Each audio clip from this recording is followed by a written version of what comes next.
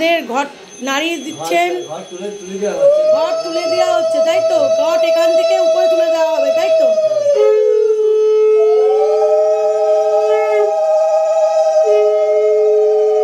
আমাদের কিন্তু দশমী পুজো হয়ে গেল এবং আপনারা দেখতে পাচ্ছেন এতদিনের ঘট পুরো 11 দিন হচ্ছে আজকে নিয়ে। এই 11 দিনের ঘট আজকে নাড়িয়ে দেওয়া হলো। মা দুর্গার পুজো সমাপ্ত হলো, নবরাত্রির ব্রত সমাপ্ত হলো, মা দুর্গার পুজো সমাপ্ত হলো। দশমী পুজোর পরে আমাদের পুজো সমাপ্ত হয়ে গেল। সবাই এখন বিজয় দশমী পালন করতে পারেন আপনারা প্রত্যেকে। এরপরে মাকে সিঁদুর অর্পণ যে যার মতো করতে পারেন। আমরা তো প্রত্যেক সময় সিঁদুর অর্পণ করছি, যে যার মতো এবার সিঁদুর অর্পণ করতে পারেন।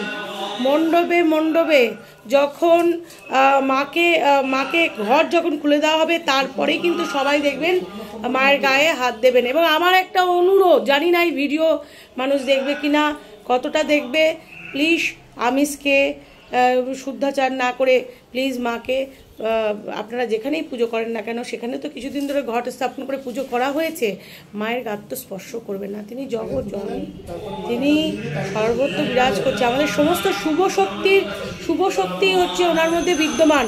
আমরা আমাদের কোনো রকম ভুল ত্রুটি দিয়ে তাকে অপবিত্র করার চেষ্টা না করাটাই আমাদের বুদ্ধিমানের কাজ। কি বলো? ঠিক তো? ঠিক তো? ঠিক ঠিক তো? এখানে আপনাদের এইটুকুনি বলবো, যারা বিজয়া দশমী পালন করবেন তারা আপনারা ঠিকঠাক করে শুদ্ধ আচারে যান, আর যদি সম্ভব হয় আমিষ ছাড়া আপনারা এটা করুন। ঘট শঙ্খ বাজা, আমাদের ঘট দেখতে পাচ্ছেন, এই ঘট আমাদের স্থাপন হয়ে গেল মায়ের কাছে।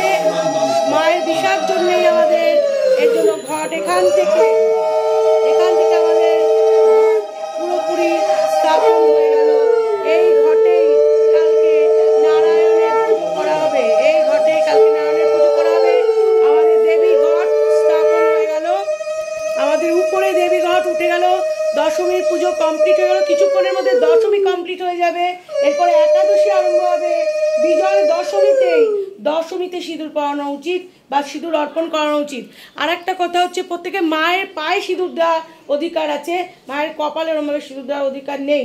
শুধুমাত্র ঘট ছেড়ে দিলে তবেই দেবেন, দিলে শুদ্ধ মনে শুদ্ধাচারে পবিত্র মনে আপনাদের দিতে হবে এবং সিঁদুর তারপরে আপনারা খেলবেন। সব থেকে ভালো হয় যদি মায়ের পায়ে আপনারা আপনাদের যে সিঁদুরটা পরবেন সেটা যদি আপনারা ছুঁয়ে নিয়ে আসতে পারেন তাহলে সব থেকে ভালো। বুঝেছো তো ব্যাপারটা? এটা হচ্ছে মেন ব্যাপার। আমাদের কাউকেই মাকে আমাদের ঘরের মেয়ে এরকম ভেবে ভুল করাটা উচিত হবে না, এটা উচিত না।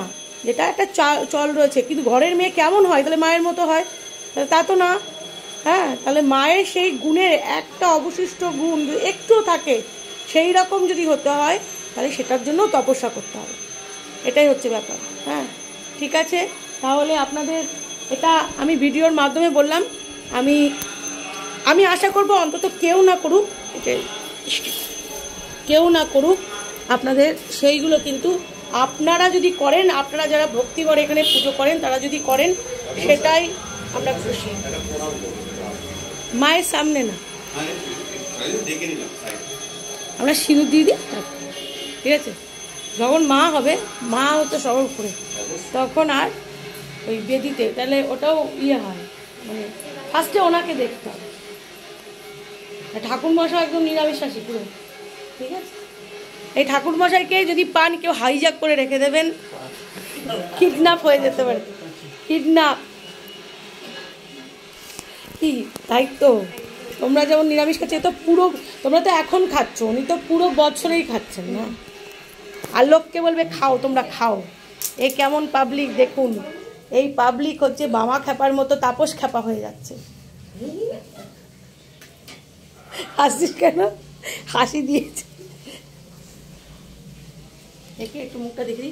সবাইকে আরেকবার বলবো, জয় মা দুর্গার জয়, জয় মা দুর্গার জয়, জয় মা দুর্গার জয়। শুভ বিজয়া দশমী হয়ে গেল, শুভ বিজয়া, শুভ বিজয়া। ব্যাস দর্শন মা এখানে আছে, মা যায়নি। আচ্ছা আমাদের মা যায় না।